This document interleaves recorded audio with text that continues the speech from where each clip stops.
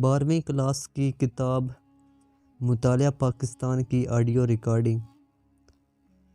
باب نمبر 1، اسلام اور پاکستان۔ اسلام بحیثیت پاکستان کی نظریاتی اساس۔ نظریے کا مفہوم۔ نظریہ فرانسیسی لفظ آئیڈیالوجی کا ترجمہ ہے۔ یہ دو اجزاء آئیڈیا اور لوجی پر مشتمل ہے۔ نظریے کا مفہوم ہے انداز فکر اور تصور حیات وغیرہ۔ نظریہ عام طور پر اس تہذیبی اور معاشرتی لاہ عمل کو کہتے ہیں جو کسی قوم کا مشترکہ نسب و علین بن جائے۔ نظریے کا لفظ زیادہ وسیع معنوں میں استعمال کیا جاتا ہے۔ اس سے انسانی زندگی کا ایسا نظام وجود میں آتا ہے جس میں اعتقادات اور زندگی کے مقاصد شامل ہوں۔ نظریہ کسی بھی معاشرے کو ایسی شکل میں لے آتا ہے جس میں افراد کے اعتقادات اور رسم و رواج اور مذہبی معاملات مشترکہ ہوتے ہیں۔ اسلامی معاشرہ دیگر معاشروں کے مقابلے میں بالکل منفرد ہے۔ یہ الہامی اصولوں اور نظریات پر قائم ہے جو قرآن مجید اور رسول اللہ خاتم النبیین صلی اللہ علیہ وعلی آلہ وصحبہ وسلم کی سنت سے حاصل کیے گئے ہیں۔ اسلامی نظریے کا ماخذ۔ کسی بھی نظریے کے اثرات کا انحصار افراد کے خلوص، لگن، وفاداری اور وابستگی پر ہوتا ہے۔ اسلامی نظریہ افراد کے ذہنوں پر فطری طریقے سے اثر انداز ہوتا ہے۔ اس طرح اسلام کے ابدی اصولوں پر افراد کا ایمان پختہ ہو جاتا ہے۔ اسلامی نظریے کا سرچشمہ قرآن مجید، رسول اللہ خاتم النبیین صلی اللہ علیہ وعلی آلہ وصحبہ وسلم کی سنت اور اسلامی رسم و رواج ہیں۔ قرآن مجید۔ قرآن مجید کے احکام اسلام کی بنیاد ہیں۔ ان سے سیاسی، معاشی اور معاشرتی قوانین اور حقوق کے سلسلے میں مفصل و مکمل رہنمائی حاصل ہوتی ہے جس کی بدولت انفرادی اور اجتماعی سطح پر زندگی خوشگوار، پرامن اور بامقصد ہو جاتی ہے۔ ہمارے پیارے نبی حضرت محمد رسول اللہ خاتم النبیین صلی اللہ علیہ وآلہ آلہ وصحبہ وسلم نے اسلامی احکامات کو اپنے اقوال و افعال سے واضح فرمایا ہے۔ قرآن مجید کی تعلیمات کی مفصل تشریح حضرت محمد رسول اللہ خاتم النبیین صلی اللہ علیہ وآلہ آلہ وصحبہ وسلم کی سنت سے ملتی ہے جو اسلامی اصول و قوانین کا سرچشمہ ہے۔ سنت ایک عربی اصطلاح ہے۔ اس کے لفظی معنی ہیں ایسا راستہ جس کی پیروی کی جائے۔ قرآن مجید اسلامی اصولوں کے بنیادی خد و خال بیان کرتا ہے لیکن ان کی تشریح حضرت محمد رسول اللہ خاتم النبیین صلی اللہ علیہ وآلہ آلہ وصحبہ وسلم کی حدیث سے ملتی ہے۔ اسلام کے بنیادی ارکان یعنی ایمان، نماز، روزہ، زکوٰۃ، حج اور جہاد کی تفصیلات حضرت محمد رسول اللہ خاتم النبیین صلی اللہ علیہ وآلہ آلہ وصحبہ وسلم نے بیان فرمائی ہے۔ رسم و رواج۔ مختلف علاقوں میں پائے جانے والے ایسے رسم و رواج اور ایسی اقدار جو اسلامی تعلیمات کے منافی نہ ہوں، مسلمانوں کو اجازت ہے کہ وہ انہیں اپنے مخصوص خطے یا علاقے میں اختیار کر سکتے ہیں۔ ان میں میلے، اجتماعات اور دیگر تقریبات شامل ہیں۔ نظریے کی اہمیت۔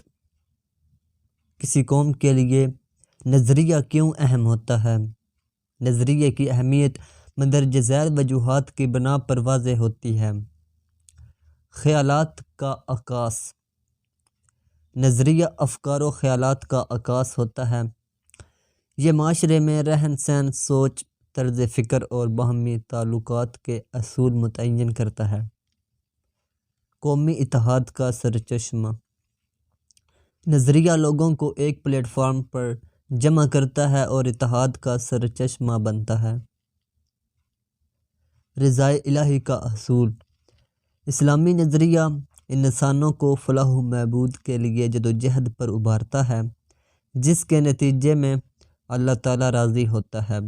یہ جدوجہد اقوام کے لیے زبردست قوت محرکہ کا کام دیتی ہے۔ درست فیصلے میں مددگار۔ قیادت کے انتخاب کے لیے نظریہ ایک خاص طرح کی بصیرت پیدا کر دیتا ہے، جس سے درست فیصلے کرنے میں مدد ملتی ہے۔ ثقافت کو برقرار رکھنے میں معاون۔ نظریے سے آزادی، ثقافت اور رسم و رواج برقرار رکھنے میں مدد ملتی ہے۔ اسلامی نظریہ ان اسلامی اقدار کا عکاس ہے جن کی حضرت محمد رسول اللہ خاتم النبیین صلی اللہ علیہ وآلہ آلہ وصحبہ وسلم نے تعلیم دی اور عمل کر کے دکھایا۔ دو قومی نظریہ۔ دو قومی نظریہ پاکستان کی بنیاد ہے۔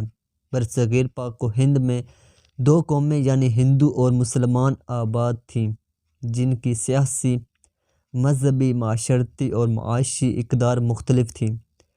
ان دو اقوام کے نظریات بالکل مختلف تھے، جن کی بنیاد اسلام اور ہندوازم پر تھی۔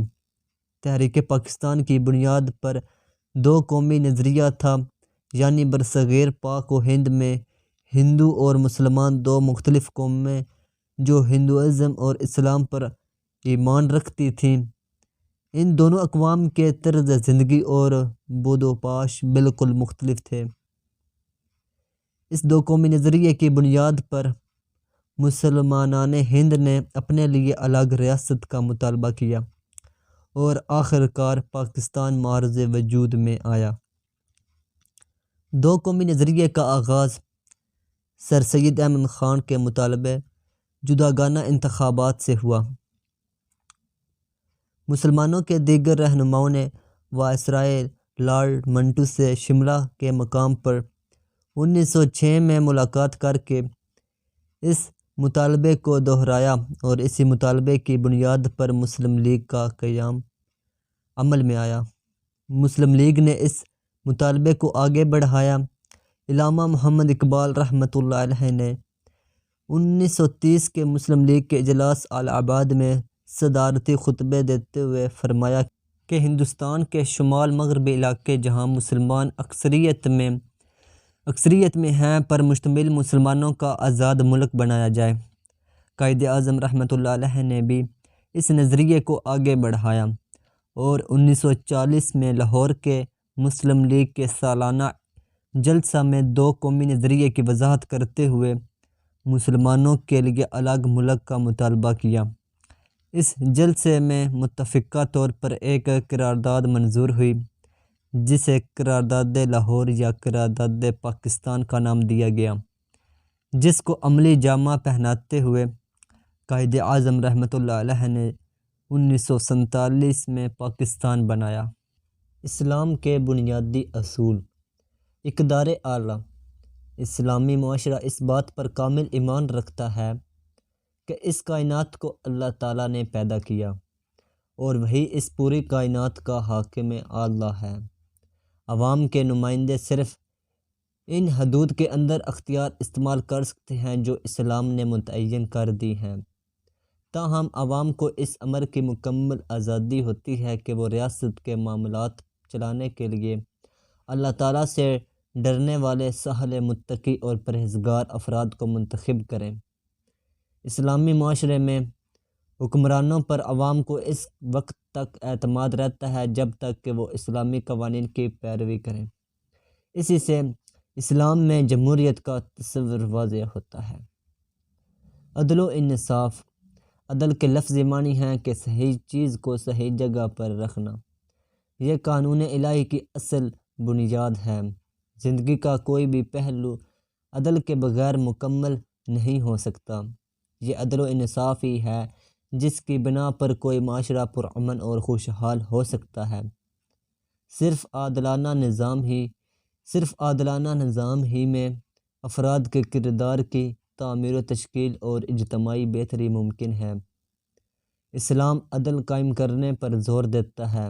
قرآن مجید میں ارشاد ہے، ترجمہ: اگر آپ فیصلہ فرمائیں تو ان کے درمیان انصاف کے ساتھ فیصلہ فرما دیجئے، بے شک اللہ انصاف کرنے والوں کو پسند فرماتا ہے۔ سورہ المائدہ آیت نمبر 42۔ اور قرآن مجید کا یہ بھی ارشاد ہے، ترجمہ: اے ایمان والوں، انصاف قائم کرنے والے ہو جاؤ اللہ کے لیے گواہ بن کر، خواہ یہ گواہی تمہارے اپنے یا والدین کے یا قریبی رشتہ داروں کے خلاف ہو۔ اگر جس کے خلاف گواہی دی جا رہی ہے کوئی مالدار ہو یا محتاج، پس ہر حال میں اللہ ان دونوں کا تم سے زیادہ خیر خواہ ہے، تو تم خواہش نفس کی پیروی نہ کرو کہ تم عدل نہ کرو، اور اگر تم بات میں ہیر پھیر کرو یا گواہی دینے سے منہ پھیر لو تو بے شک اللہ اس سے خوب باخبر ہے جو تم کرتے ہو۔ سورۃ النساء آیت نمبر 135۔ اسلام کے عدالتی نظام میں افراد کے بنیادی حقوق کا تحفظ کیا جاتا ہے۔ ترجمہ: آپ فرما دیجئے، میرے رب نے عدل کا حکم دیا ہے۔ مساوات: اسلام انسانوں کے درمیان مساوات کا علم بردار ہے۔ اسلام رنگ و نسل، زبان و ثقافت اور امارات و غربت سمیت تمام امتیازات کی نفی کرتا ہے۔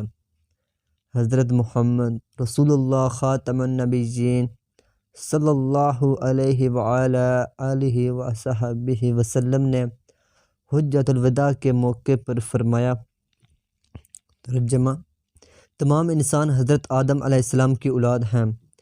کسی عربی کو کسی اجمی پر اور کسی اجمی کو کسی عربی پر، کسی گورے کو کسی کالے پر اور کسی کالے کو کسی گورے پر کوئی فوقیت حاصل نہیں ہے، جبکہ فوقیت اور برتری کی بنیاد تقویٰ ہے، نہ کہ دولت یا اختیار و اقتدار۔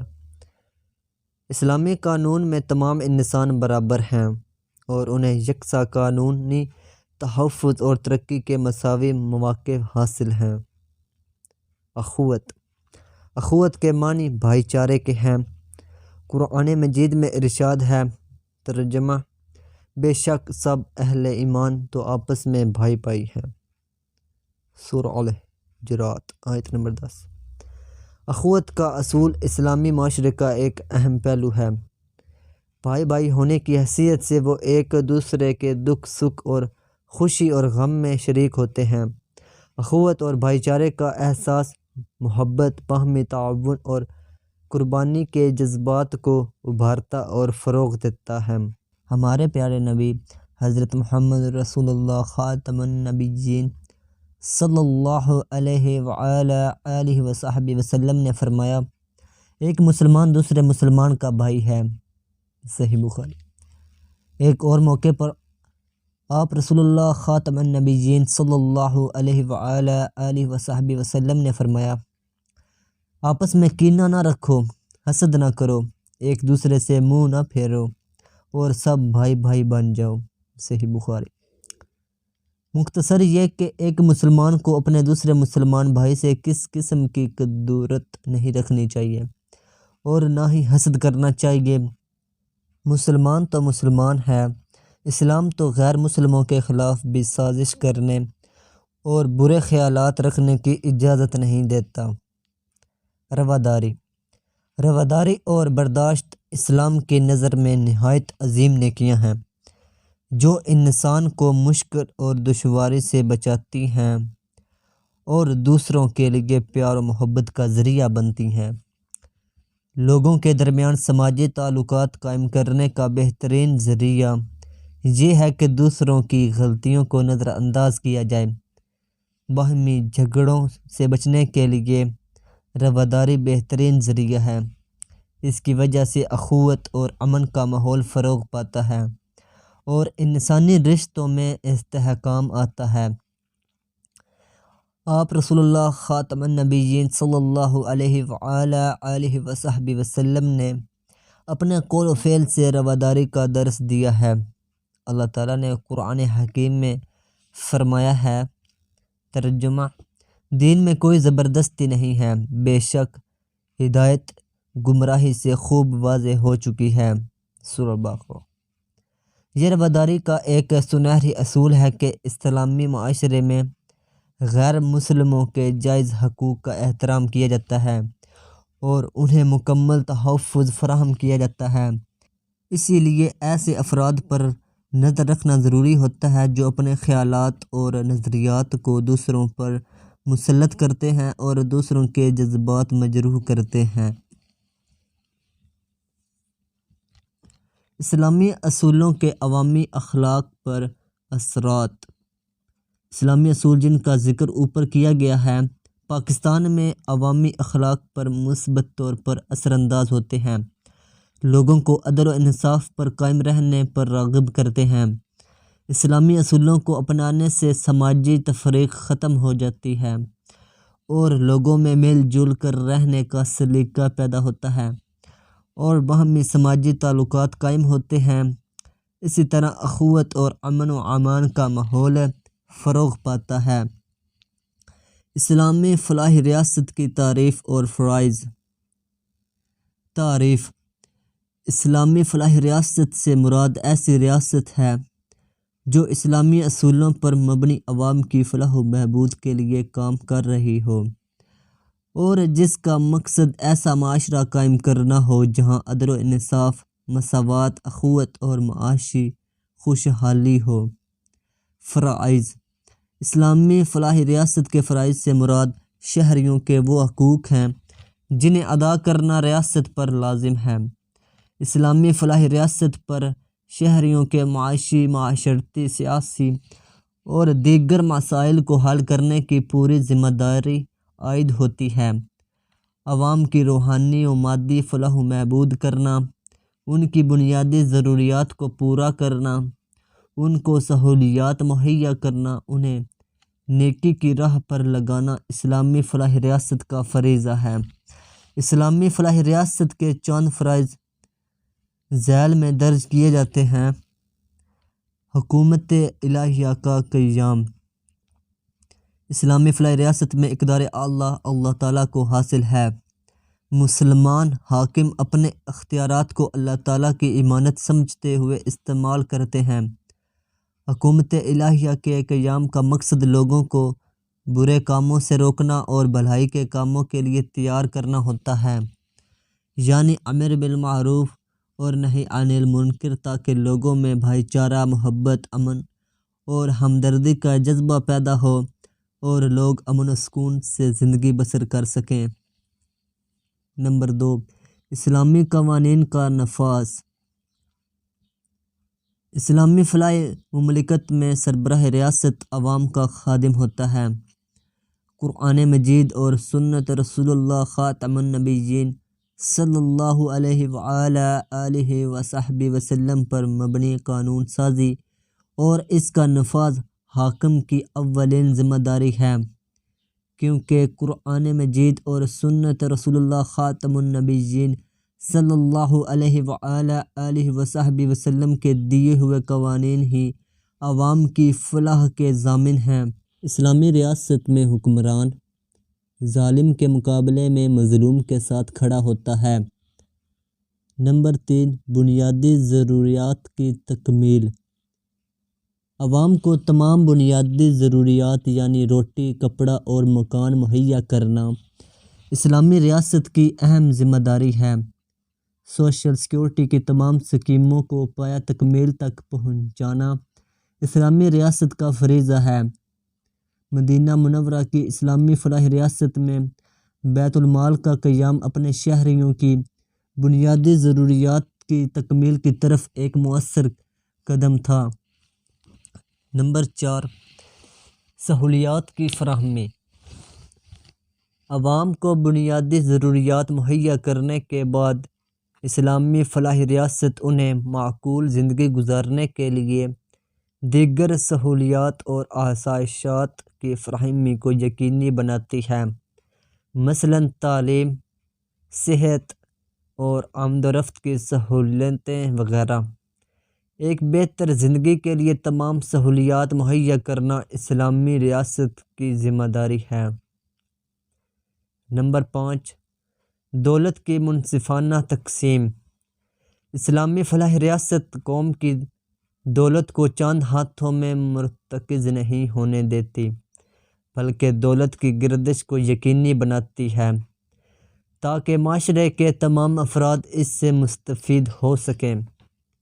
اسلامی ریاست دولت کی منصفانہ تقسیم کے ذریعے سے عوام کو سماجی تحفظ فراہم کرتی ہے تاکہ غربت کو دور کیا جا سکے۔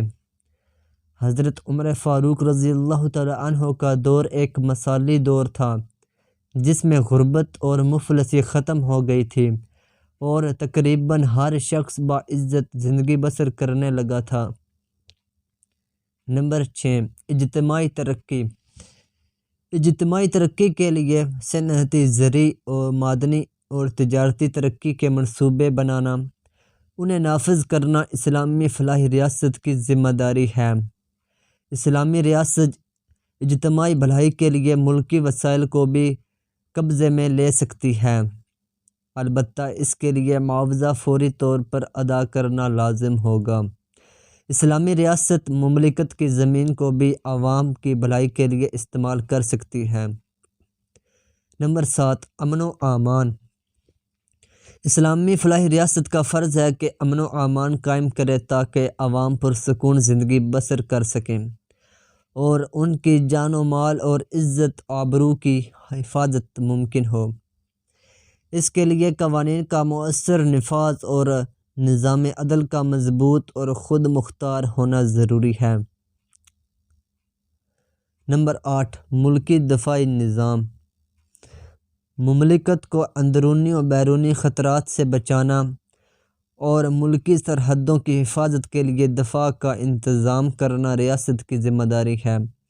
اس کے لیے مضبوط فوج ہونا اور اسے جدید اسلحے سے لیس کیا جانا ضروری ہے۔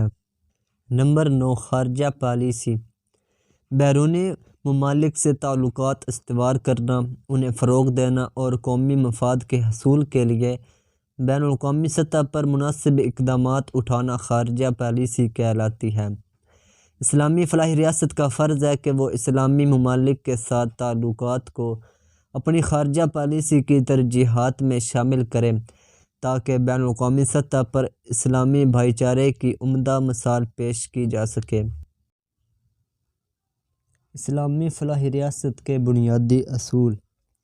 حضرت محمد رسول اللہ خاتم النبیین صلی اللہ علیہ وآلہ آلہ وصحبہ وسلم نے مدینہ منورہ میں پہلی اسلامی ریاست کی بنیاد رکھی جس میں توحید، مساوات، عدل و انصاف، اخلاق و تقوی اور حصول علم کے بنیادی اصول اپنائے گئے۔ مدینہ منورہ کی مثالی اسلامی ریاست نے ایک فلاحی، منصفانہ اور بنیادی حقوق کے یکساں محافظ معاشرے کا تجربہ پوری دنیا کو کامیاب کر کے دکھایا۔ اسلام ایک مکمل ضابطۂ حیات ہے، اس لیے وہ دیگر اداروں کی طرح ریاست کے قیام کے لیے بھی مکمل ہدایت اور اصول فراہم کرتا ہے۔ ان اصولوں کی روشنی میں حضرت محمد رسول اللہ خاتم النبیین صلی اللہ علیہ وآلہ آلہ وصحبہ وسلم نے ریاست مدینہ قائم کی، جس سے حضرت عمر رضی اللہ تعالی عنہ نے بام عروج پر پہنچا دیا۔ حضرت عمر رضی اللہ تعالی عنہ نے اسلامی تعلیمات، احکامات اور ہدایات کو مد نظر رکھتے ہوئے جو نظام مملکت اور ریاستی ادارے قائم کیے، ان سے ایک مثالی اسلامی فلاحی ریاست وجود میں آئی۔ اسلامی اصولوں پر مبنی اس نظام مملکت کی آج بھی دنیا میں پیروی کی جاتی ہے۔ ایک اسلامی فلاحی ریاست کے مندرجہ ذیل بنیادی اصول ہیں۔ نمبر 1، اللہ تعالیٰ کی حاکمیت اعلیٰ۔ اسلامی ریاست میں تمام طاقتوں کا سرچشمہ اللہ تعالیٰ کی ذات ہے، وہی پوری کائنات کا خالق و مالک ہے، لہٰذا تمام امور مملکت اللہ تعالیٰ کے احکامات کی روشنی میں چلائے جاتے ہیں۔ اسلامی ریاست میں حکمران اللہ تعالیٰ کا نائب ہوتا ہے اور اسی کے احکامات کے نفاذ کا ذمہ دار ہوتا ہے۔ اس اصول کے نتیجے میں انسان دنیاوی طاقتوں کے آگے سر ننگوں ہونے کے بجائے صرف اللہ تعالیٰ کی ذات کے آگے سر جھکاتا ہے۔ نمبر 2، عقائد۔ اسلامی فلاحی ریاست کی بنیاد توحید پر قائم ہے، جبکہ رسالت و ختم نبوت اور یوم آخرت پر ایمان لائے بغیر کوئی انسان مسلمان نہیں بن سکتا ہے۔ ان عقائد کے نتیجے میں اسلامی ریاست اللہ تعالیٰ کے احکامات کی اتباع کو لازم سمجھتی ہے۔ نمبر 3، عدل و انصاف کا قیام۔ معاشرے میں عدل و انصاف کے قیام کی ذمہ داری اسلامی ریاست پر عائد ہوتی ہے۔ اسلامی ریاست میں عدلیہ کو اعلیٰ مقام حاصل ہے اور وہ انتظامیہ کے اثر سے آزاد ہوتی ہے، بلکہ انتظامیہ اور سربراہ مملکت بھی عدلیہ کے سامنے جواب دہ ہوتے ہیں۔ اسلامی ریاست میں عدلیہ سربراہ مملکت کو عدالت میں طلب کر سکتی ہے اور اس کو سزا بھی دے سکتی ہے۔ نمبر 4، مساوات کا قیام۔ اسلامی ریاست میں رنگ، نسل، علاقہ، جنس اور دیگر امتیازات کی کوئی گنجائش نہیں۔ سب کو معاشی، معاشرتی، مذہبی اور دیگر حقوق برابر حاصل ہوتے ہیں۔ اسلامی ریاست میں ایک بہترین ماحول پیدا کیا جاتا ہے جہاں ذات پات اور اونچ نیچ کی کوئی قید نہیں ہوتی اور ظلم و زیادتی سے پاک معاشرہ قائم ہوتا ہے۔ نمبر 5، اظہار رائے کی آزادی۔ اسلامی ریاست میں عوام کو تحریری و تقریری کی مکمل آزادی دی جاتی ہے۔ اسلامی ریاست میں حکام پر تنقید کی آزادی ہوتی ہے۔ حکومت پر تنقید سے اصلاح کا پہلو نکلتا ہے اور عوام کی دلچسپی کا اظہار بھی ہوتا ہے۔ اسلامی ریاست اخبارات، رسائل اور دیگر ذرائع ابلاغ کی آزادی کو تسلیم کرتی ہے، البتہ دین کے خلاف کسی تنقید کو برداشت نہیں کیا جاتا۔ حضرت ابوبکر صدیق رضی اللہ تعالیٰ عنہ نے اپنے پہلے خطبے میں فرمایا تھا، لوگوں، اگر میں قرآن و سنت کے خلاف کوئی کام کروں تو میری پیروی نہ کرنا بلکہ مجھے منصب سے ہٹا دینا۔ اسی طرح حضرت عمر رضی اللہ تعالیٰ عنہ کے دور میں بہت سے لوگوں نے آپ رضی اللہ تعالیٰ عنہ پر کھلم کھلا تنقید کی، جس کا جواب آپ رضی اللہ تعالیٰ عنہ نے خندہ پیشانی سے دیا۔ نمبر 6، حقوق العباد۔ اسلامی تعلیمات میں حقوق العباد پر بڑا زور دیا گیا ہے۔ اسلام نے اہل خانہ، ہمسایوں، قرابت داروں اور دیگر انسانوں کے حقوق مقرر کر دیے ہیں۔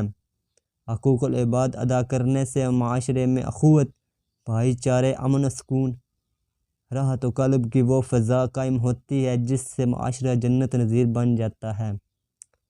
نمبر 7، خدمت خلق کا اصول۔ اسلام انسانوں میں خدمت خلق کے جذبے کو فروغ دیتا ہے۔ خدمت خلق کو اعلیٰ درجے کی عبادت کا مقام حاصل ہے۔ جب ایک ریاست میں خدمت خلق کا اصول اپنایا جاتا ہے تو اسلامی فلاحی ریاست کے خد و خال واضح ہو جاتے ہیں۔ پاکستان بحیثیت ایک جدید اسلامی ریاست قائد اعظم محمد علی جناح رحمۃ اللہ علیہ، علامہ محمد اقبال رحمۃ اللہ علیہ، لیاقت علی خان اور قرارداد مقاصد کی روشنی میں قائد اعظم محمد علی جناح قائد اعظم رحمۃ اللہ علیہ تحریک پاکستان کے قائد اور پاکستان کو جدید اسلامی ریاست بنانے کے بڑے حامی تھے۔ آپ نے نظریہ پاکستان کی وضاحت ان الفاظ میں کی، پاکستان تو اسی روز وجود میں آ گیا تھا جب ہندوستان میں پہلا ہندو مسلمان ہوا تھا۔ آپ پاکستان کی بانی جماعت آل انڈیا مسلم لیگ کے سربراہ بنے اور خود کو حصول پاکستان کے لیے وقف کر دیا۔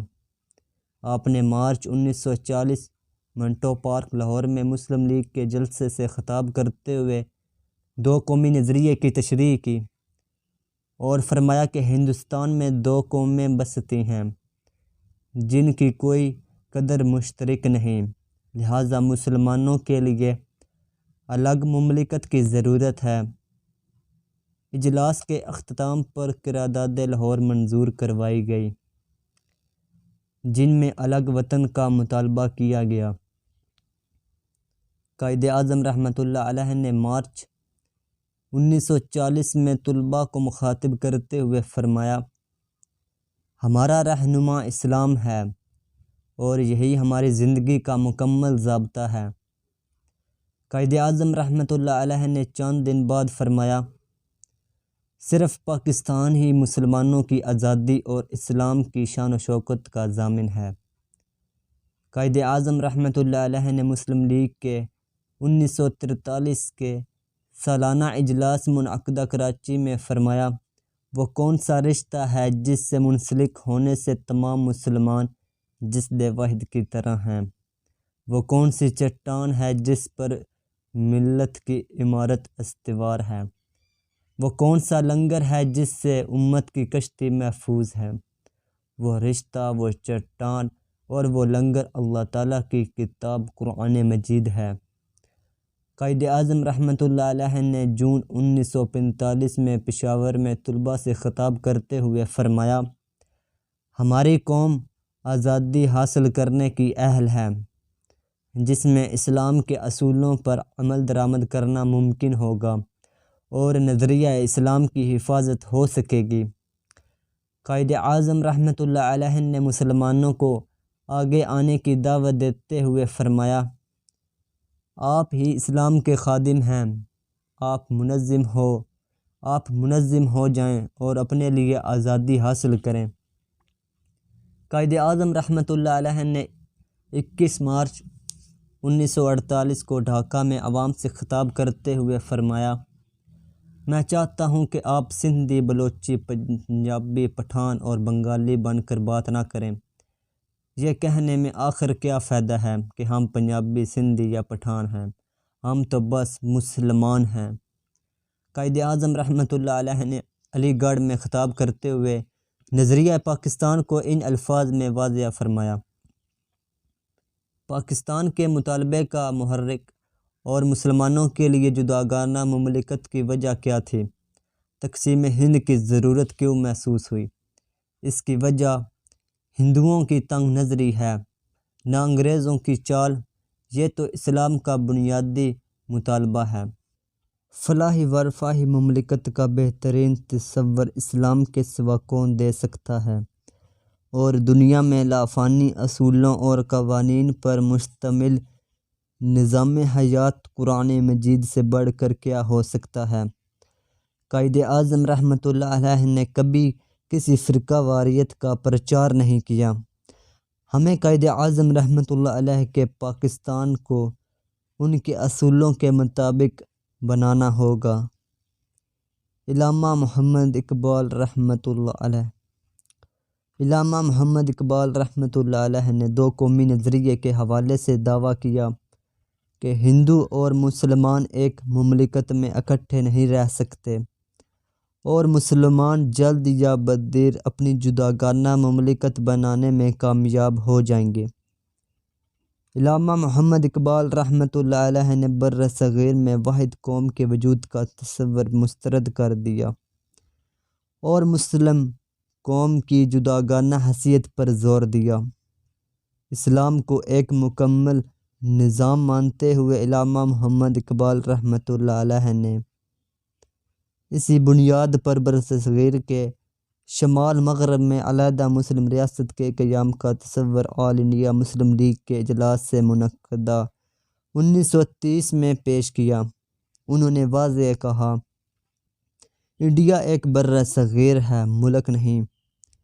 یہاں مختلف مذاہب سے تعلق رکھنے اور مختلف زبانیں بولنے والے لوگ رہتے ہیں۔ مسلم قوم اپنی جداگانہ مذہبی اور ثقافتی پہچان رکھتی ہے ان کے لیے ایک الگ ملک خواہ یونین میں ہو یا آزادی ضروری ہے۔ لیاقت علی خان۔ لیاقت علی خان پاکستان کے پہلے وزیر اعظم مقرر ہوئے اور پاکستان کی پہلی دستور ساز اسمبلی میں 7 مارچ 1949 کو تقریر کرتے ہوئے انہوں نے قرارداد مقاصد کا مسودہ پیش کیا اور اس کی وضاحت کچھ یوں کی: بسم اللہ الرحمن الرحیم۔ چونکہ اللہ تعالیٰ ہی کل کائنات کا بلا شرکت غیر حاکم مطلق ہے اور اسی نے جمہور کی وساطت سے مملکت پاکستان کو اختیار حکمرانی اپنی مقرر کردہ حدود کے اندر استعمال کرنے کے لیے اجازت عطا فرمائی۔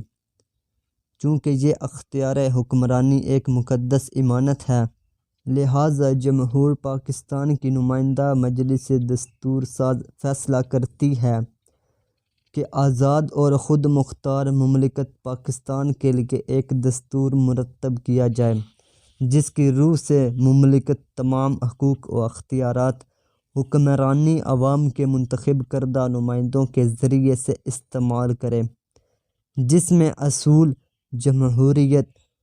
جمہوریت و حریت، مساوات، رواداری اور سماجی عدل کو جس طرح اسلام نے ان کی تشریح کی ہے پورے طور پر ملحوظ رکھا جائے، جس کی روح سے مسلمانوں کو اس قابل بنایا جائے کہ وہ انفرادی اور اجتماعی طور پر اپنی زندگی کو اسلامی تعلیمات کے مطابق، جو قرآن مجید اور سنت رسول اللہ خاتم النبیین صلی اللہ علیہ وآلہ آلہ وصحبہ وسلم میں متعین ہے، ترتیب دے سکیں، جس کی روح سے اس امر کا قرار واقعی انتظام کیا جائے کہ اقلیتیں آزادی کے ساتھ اپنے مذہب پر عقیدہ رکھ سکیں اور ان پر عمل کر سکیں اور اپنی ثقافتوں کو ترقی دے سکیں، جس کی روح سے وہ علاقے جو اب پاکستان میں داخل ہیں یا شامل ہو گئے ہیں اور ایسے دیگر علاقے جو آئندہ پاکستان میں داخل یا شامل ہو جائیں، ایک وفاق بنائیں جس کے ارکان مقرر کردہ حدود و ارباع متعین اختیارات کے ماتحت خود مختار ہوں، جس کی روح سے بنیادی حقوق کی ضمانت دی جائے اور ان حقوق میں قانون و اخلاق عامہ کے ماتحت مساوات، حیثیت و مواقع، قانون کی نظر میں برابری، سماجی، اقتصادی اور سیاسی عدل، اظہار خیال، عقیدہ، دین، عبادت اور ارتباط، میل جول اور باہمی تعلق کی آزادی شامل ہو، جس کی روح سے اقلیتوں اور پسماندہ طبقوں کے جائز حقوق کے تحفظ کا قرار واقعی انتظام کیا جائے، جس کی روح سے عدلیہ کی آزادی مکمل طور پر محفوظ ہو، جس کی روح سے وفاق کے علاقوں کی حفاظت، اس کی آزادی اور اس کے جملہ حقوق کا جن میں اس کے بحر و بر اور فضا پر سیادت کے حقوق شامل ہیں، تحفظ کیا جائے تاکہ اہل پاکستان فلاح اور خوشحالی کی زندگی بسر کر سکیں اور اقوام عالم کی صف میں اپنا جائز اور ممتاز مقام حاصل کر سکیں اور امن عالم کے قیام اور بنی نوع انسان کی فلاح و بہبود میں کما حق کا اضافہ کر سکیں۔ جناب والا، میں اس موقع کو ملک کی زندگی میں بہت اہم سمجھتا ہوں۔ اہمیت کے اعتبار سے صرف حصول آزادی کا واقعہ ہی اس سے بلند تر ہے، کیونکہ حصول آزادی ہی سے ہمیں اس بات کا موقع ملا کہ ہم ایک مملکت کی تعمیر اور اس کے نظام سیاست کی تشکیل اپنے نصب و علین کے مطابق کر سکیں۔ میں ایوان کو یاد دلانا چاہتا ہوں کہ بابا قوم قائد اعظم محمد علی جناح رحمۃ اللہ علیہ نے اس مسئلے کے متعلق اپنے خیالات کا متعدد موقعوں پر اظہار فرمایا تھا اور قوم نے ان کے خیالات کی غیر مبہم الفاظ میں تائید کی تھی۔ قرارداد مقاصد: لیاقت علی خان کا پیش کردہ مسودہ قرارداد مقاصد کی شکل میں 12 مارچ 1949 کو منظور کیا گیا، جو کہ یہ ہے: اقتدار اعلیٰ کا مالک اللہ تعالیٰ ہے، جو اپنا اختیار ریاست پاکستان کو تفویض کرتا ہے، جس کو پاکستان کے منتخب نمائندے مقدس امانت کے طور پر قرآن و سنت کی حدود میں رہ کر استعمال کر سکیں گے۔ جمہوریت، آزادی، مساوات، برداشت اور معاشرتی انصاف اسلام کے اصولوں کے مطابق اپنائے جائیں گے۔ مسلمان اپنی زندگیاں انفرادی یا اجتماعی طور پر اسلام کی تعلیمات جو قرآن و سنت کے مطابق ہیں گزار سکیں گے۔ اقلیتوں کو مکمل آزادی حاصل ہوگی اور وہ اپنے مذہب کے مطابق زندگی گزار سکیں گے۔ پاکستان ایک وفاق ہوگا اور عدلیہ کو مکمل آزادی حاصل ہوگی۔ اسلام اور جدیدیت: جدیدیت سے مراد نئے خیالات اور نئے آلات ہیں، جنہوں نے 19ویں صدی کے پبلک اور پرائیویٹ تعلقات کو پس پشت ڈالتے ہوئے نئے خیالات کو جنم دیا اور جدید صنعتی معاشرہ قائم کیا، جس میں شہریوں کو ترقی دی گئی، مادہ پرستی کی پوجا کی گئی اور مذہب سے انکار کیا گیا۔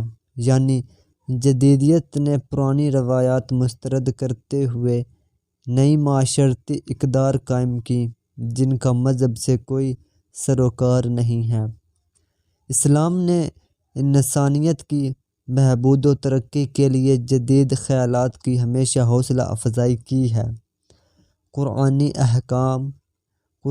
احکامات کی طے شدہ حدود میں رہتے ہوئے اسلام نے نظریات اور آلات کی جدیدیت کو قبول کیا ہے۔ اللہ تعالیٰ قرآن مجید میں فرماتا ہے: ترجمہ: یقیناً ہم نے اپنے رسولوں کو واضح نشانیوں کے ساتھ بھیجا اور ہم نے ان کے ساتھ کتاب بھی اتاری اور میزان عدل بھی، تاکہ لوگ انصاف پر قائم رہیں، اور ہم نے لوہا اتارا جس میں سخت جنگی طاقت بھی ہے اور لوگوں کے لیے دوسرے فائدے بھی، تاکہ اللہ ظاہر فرما دے کہ کون اس کے دین کی اور اس کے رسول کی بن دیکھے مدد کرتا ہے۔ بے شک اللہ بہت قوت والا، بہت غالب ہے۔ سورۃ الحدید۔ اس آیت میں لوہے کو اسلحہ اور طاقت سے نسبت دی گئی ہے، یعنی اللہ تعالیٰ مسلمانوں کو طاقتور دیکھنا چاہتا ہے۔ بحیثیت مسلمان ہمارا یہ عقیدہ ہے کہ ہماری دنیا و آخرت کی کامیابی حضرت محمد رسول اللہ خاتم النبیین صلی اللہ علیہ وآلہ وصحبہ وسلم کے طریقوں پر چلنے میں ہے، اور آپ رسول اللہ خاتم النبیین صلی اللہ علیہ وآلہ وصحبہ وسلم کے طریقوں سے ہٹ کر ہم کسی چیز میں آگے نہیں بڑھ سکتے۔ اگر ہماری صبح سے لے کر شام تک کی زندگی حضور اکرم خاتم النبیین صلی اللہ علیہ وآلہ وصحبہ وسلم کے احکامات کے مطابق ہو تو یہ ہمیں ترقی میں مدد دے گی۔ پاکستان میں اسلامی تہذیب کو اپنانے کی کوشش کی جا رہی ہے۔ حدیث پاک ہے: دانائی کی بات مومن کی گمشدہ چیز ہے، وہ اسے جہاں ملے اسے لینے کا زیادہ حق رکھتا ہے۔ مسلمانوں نے کئی صدیوں تک تمام علوم میں پوری دنیا کی قیادت کی ہے، لیکن جب مسلمانوں نے اللہ تعالیٰ کے احکامات اور حضرت محمد رسول اللہ خاتم النبیین صلی اللہ علیہ وآلہ وصحبہ وسلم کے طریقوں کو چھوڑا تو ان کا زوال شروع ہو گیا۔ اللہ تعالیٰ نے مسلمانوں سے دنیا کی بادشاہت اور خلافت کا وعدہ کیا ہے، مگر 2 شرطوں کے ساتھ: ایک ایمان اور دوسرا عمل صالح والی زندگی۔ جدیدیت کو فروغ دینے میں نوجوان کسی بھی معاشرے کا طاقتور اور متحرک ترین طبقہ ہوتا ہے۔ یہی وجہ ہے کہ اس معاشرے کے دوست اور دشمن دونوں اسی کوشش میں ہوتے ہیں کہ نوجوان طبقے کی توجہ حاصل کر کے انہیں اپنے اہداف کے لیے استعمال کریں۔ پاکستانی معاشرہ میں بھی نوجوان کو بہت اہمیت دی جاتی ہے اور اس کی بہترین تربیت کے لیے دینی و جدید مدارس قائم کیے گئے ہیں۔ 18ویں صدی میں یورپ سیاسی، معاشی، معاشرتی اور عسکری میدان میں بہت پیچھے تھا، جبکہ مسلمان آگے تھے۔ یورپ کے صنعتی انقلاب نے حالات بدل دیے۔ یورپ نے ترقی کرنا شروع کی اور مسلمان پستی میں چلے گئے۔ یہاں بہت سے مسلمان مفکرین نے مسلمانوں کی رہنمائی کی اور ان کو ترقی کی راہ پر گامزن کیا۔ ان کا خیال تھا کہ اسلام اور جدیدیت میں مماثلت پائی جاتی ہے۔ اگر ہم اسلام کے اصولوں اور نظریات کا اثر نو جائزہ لیں تو ہم مغربی دنیا کے چیلنجوں کا مقابلہ کر سکتے ہیں۔ اسلام میں امن، رواداری اور بقائے باہمی کا فروغ۔ اسلام اور امن۔ پوری دنیا اضطراری کیفیت سے دوچار ہے۔ ہر جانب بدامنی پھیلی ہوئی ہے، سکون غارت ہے اور ہر انسان اس کے لیے فکر مند ہے۔ بدامنی کا متضاد لفظ امن و سلامتی ہے۔ اسلام امن و امان قائم کرنے کی تعلیم دیتا ہے۔ اسلام شرپسندی، ڈاکہ زنی، دہشت گردی، بدامنی اور سماج دشمنی کی سختی سے ممانعت کرتا ہے۔ اسلام ایسے عناصر کی سزا قتل یا سولی یا جلاوطنی قید قرار دیتا ہے تاکہ معاشرہ ایسے عناصر سے پاک ہو۔ اسلام کی بنیاد امن و امان پر ہے اور اسلام ایک انسان کے قتل کو پوری انسانیت کا قتل قرار دیتا ہے۔ قرآن مجید میں اللہ تعالیٰ فرماتا ہے، ترجمہ: جس نے کسی جان کو بغیر کسی جان کے بدلے یا زمین میں بغیر فساد مچانے کے قتل کیا تو گویا اس نے تمام انسانوں کو قتل کر دیا۔ سورۃ المائدہ۔ اسلام نے جرائم کے سدباب اور امن و امان کے قیام کے لیے کچھ رہنما اصول طے کر رکھے ہیں، جن پر عمل کرنے سے دنیا امن کا گہوارہ بن سکتی ہے۔ نمبر 1، اسلام یہ بتاتا ہے کہ اگر دنیا میں امن و سکون چاہتے ہو تو ایک اللہ تعالیٰ پر ایمان لے آؤ، اپنی اصلاح کرو اور اچھے کام کرو۔ قرآن مجید میں اس اصول کو ان الفاظ میں بیان کیا گیا ہے، ترجمہ: اور ہم رسولوں کو بھیجتے رہے ہیں صرف خوشخبری سنانے والے اور ڈرانے والے بنا کر، تو جو شخص ایمان لائے اور اصلاح کر لے تو ان کے لیے نہ کوئی خوف ہے اور نہ وہ غمگین ہوں گے۔ ایمان اور امن دونوں ایک دوسرے کے لیے لازم و ملزم ہیں۔ دنیا میں ایمان کے بغیر امن کا قیام ناممکن ہے۔ نمبر 2، قیام امن کا دوسرا اسلامی اصول یہ ہے کہ عبادت صرف اللہ تعالیٰ کی ہونی چاہیے، اس میں کسی طرح کی ملاوٹ نہیں ہونی چاہیے، اور تمام آلائشوں سے پاک عبادت کے نتیجے میں امن و امان قائم ہوگا۔ اللہ تعالیٰ قرآن مجید میں فرماتا ہے، جو لوگ ایمان لائے اور انہوں نے اپنے ایمان کو ظلم سے نہیں ملایا، یہی وہ لوگ ہیں جن کے لیے امن ہے اور وہی ہدایت یافتہ ہیں۔ سورہ الانعام۔ نمبر 3، امن و امان کے قیام کے لیے اسلام نے تیسرا اصول یہ بتایا کہ انسانی سماج میں اخوت و ہمدردی اور بھائی چارے کو فروغ دیا جائے، ہر شخص دوسرے کا خیر خواہ ہو اور اس کی عزت و آبرو کا محافظ ہو۔ اللہ تعالیٰ کے آخری نبی حضرت محمد رسول اللہ خاتم النبیین صلی اللہ علیہ وآلہ وصحبہ وسلم کا فرمان ہے، تم میں سے کوئی شخص ایمان والا نہیں ہو سکتا جب تک وہ اپنے بھائی کے لیے بھی وہی چیز پسند نہ کرے جو اپنے لیے پسند کرتا ہے۔ اس اصول کی روشنی میں جب معاشرے کا ہر فرد اپنے پڑوسی، اپنے شہری اور اپنے ہم وطن بھائی کے لیے خیر اور بھلائی کا جذبہ رکھے گا تو فتنہ و فساد، خانہ جنگی اور دہشت گردی خود بخود ختم ہو جائے گی۔ پورا معاشرہ اور پورا ملک امن و امان کا گہوارہ بن جائے گا۔ اسلام نے جرائم کو جڑ سے ختم کرنے کے لیے جو سزائیں تجویز کی ہیں، بظاہر وہ سنگین اور حقوق انسانی کے خلاف نظر آتی ہیں، لیکن جرائم کی کثرت اور ان کی سنگین نوعیت نے اب یہ ثابت کر دیا ہے کہ ان کے سدباب کے لیے اسلامی قوانین اہم ہیں۔ اگر ہم شرپسندی، بدعنوانی اور قتل و غارت گری کا خاتمہ کرنا چاہتے ہیں تو ہمیں اسلام کے بتائے ہوئے اصولوں کو اپنانا ہوگا۔ اسلام اور مذہبی رواداری۔ اسلام مذہبی رواداری پر یقین رکھتا ہے اور دوسروں کے عقائد و اقدار، جذبات، تہذیب و ثقافت وغیرہ کا لحاظ رکھتا ہے۔ مذہبی رواداری کے حوالے سے قرآن و سنت میں صریح ہدایت موجود ہے۔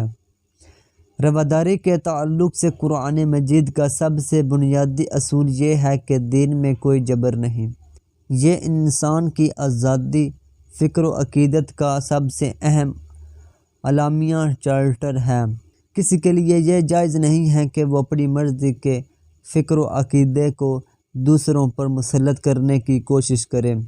ہر فرد کو یہ اختیار حاصل ہے کہ وہ اپنی مرضی کے مطابق جس نظریے کو چاہے اختیار کرے اور جسے چاہے رد کر دے۔ اس کا محاسبہ کرنے والی اللہ تعالیٰ کی ذات ہے۔ وہ قیامت کے دن اس کا محاسبہ کرے گی۔ دنیا میں اس بنیاد پر ایسے شخص کے ساتھ برا اور غیر اخلاقی طرز عمل اختیار نہیں کیا جا سکتا۔ اسے بنیادی انسانی حقوق سے محروم نہیں کیا جا سکتا۔ اللہ تعالیٰ کا ارشاد ہے، ترجمہ: اللہ ہمارا بھی رب ہے اور تمہارا بھی رب ہے، ہمارے لیے ہمارے اعمال ہیں اور تمہارے لیے تمہارے اعمال، ہمارے اور تمہارے درمیان کوئی جھگڑا نہیں، اللہ ہم سب کو جمع فرمائے گا اور اسی کی طرف سب کو جانا ہے۔ اسلام نام ہے زندگی گزارنے کے اس طریقے کا جو حضرت محمد رسول اللہ خاتم النبیین صلی اللہ علیہ وآلہ آلہ وصحبہ وسلم سے پہلے بھی انبیاء علیہم السلام کا تھا اور بعد میں آنے والی تمام انسانیت کا رہے گا۔ اس طریقے کی تبلیغ و اشاعت کے لیے دنیا میں نبیوں کا طویل سلسلہ قائم کیا گیا۔ ایسا دین جو ہمیشہ سے سارے انبیاء اکرام کا ہے اور یہی اللہ تعالیٰ کا پسندیدہ دین رواداری کا درس دیتا ہے۔ ارشاد باری تعالیٰ ہے، ترجمہ: بے شک پسندیدہ دین اللہ کے نزدیک صرف اسلام ہے۔ سورہ آل عمران۔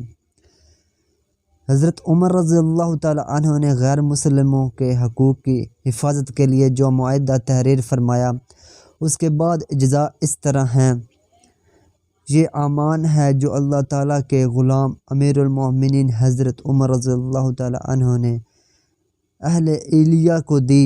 یہ ایمان جان و مال، گرجا صلیب، تندرست و بیمار اور ان کے تمام اہل مذہب کے لیے ہے۔ نہ ان کے گرجا میں سکونت اختیار کی جائے گی، نہ وہ ڈھائے جائیں گے، نہ ان کے احاطے کو نقصان پہنچایا جائے گا، نہ ان کی صلیبوں اور ان کے مال میں کمی کی جائے گی۔ مذہب کے بارے میں ان پر کوئی جبر نہیں کیا جائے گا اور نہ ان میں سے کسی کو نقصان پہنچایا جائے گا۔ کچھ غیر مسلموں نے حضرت علی کرم اللہ وجہہ الکریم سے ان کے گورنر عمر بن مسلمہ رضی اللہ تعالیٰ عنہ کی سخت مزاجی کی شکایت کی تو حضرت علی کرم اللہ تعالیٰ وجہہ الکریم نے گورنر کو لکھا، مجھے معلوم ہوا ہے کہ تمہارے علاقے کے غیر مسلموں کو تمہاری سخت مزاجی کی شکایت ہے، اس میں کوئی بھلائی نہیں ہے۔ نرمی اور سختی دونوں سے کام لو، لیکن سختی ظلم کی حد تک نہ پہنچ جائے۔ ان کے خون سے اپنا دامن محفوظ رکھو۔ اسلام اور بقائے باہمی۔ بقائے باہمی کا مطلب ہے دوسرے انسانوں کے ساتھ امن و امان، باہمی صلح اور محبت کے ساتھ رہنا ہے۔ دنیا کی آبادی کی غالب اکثریت کسی نہ کسی مذہب کی پیروکار ہے، اور ان کے تصورات یعنی رواداری و امن و امان، باہمی صلح، بقائے باہمی اور محبت بہت ہی اہم اصول ہے۔ دنیا میں مذہب کے بغیر امن قائم ہو سکتا ہے اور نہ ہی بقائے باہمی۔ مسلمانوں کے مطابق امن بغیر انصاف کے ممکن نہیں، اس لیے اسلامی تعلیمات کے مطابق ہر فرد کو اپنی مرضی کا مذہب اور عقیدہ اختیار کرنے کا حق حاصل ہے۔ اسلام ہر فرد کو اجازت دیتا ہے کہ جو چاہے وہ مانے اور جو چاہے نہ مانے۔ اس ضمن میں ارشاد باری تعالیٰ ہے، ترجمہ: تمہارے لیے تمہارا دین ہے اور میرے لیے میرا دین ہے۔ ترجمہ: اور اللہ کی راہ میں ان سے لڑو جو تم سے لڑتے ہیں، اور زیادتی نہ کرنا، بے شک اللہ زیادتی کرنے والوں کو پسند نہیں کرتا۔ حضرت محمد رسول اللہ خاتم النبیین صلی اللہ علیہ وآلہ آلہ وصحبہ وسلم نے خطبہ حجۃ الوداع کے موقع پر فرمایا، تمام انسان حضرت آدم علیہ السلام کی اولاد ہیں۔ کسی عربی کو کسی اجمی پر، اور کسی اجمی کو کسی عربی پر، کسی گورے کو کسی کالے پر، اور کسی کالے کو کسی گورے پر کوئی فوقیت حاصل نہیں ہے، جبکہ فوقیت اور برتری کی بنیاد تقویٰ ہے، نہ کہ دولت یا اختیار و اقتدار۔ اسلام میں لوگوں کے درمیان کوئی تفریق نہیں ہے، کوئی کسی سے برتر نہیں سوائے تقویٰ کے۔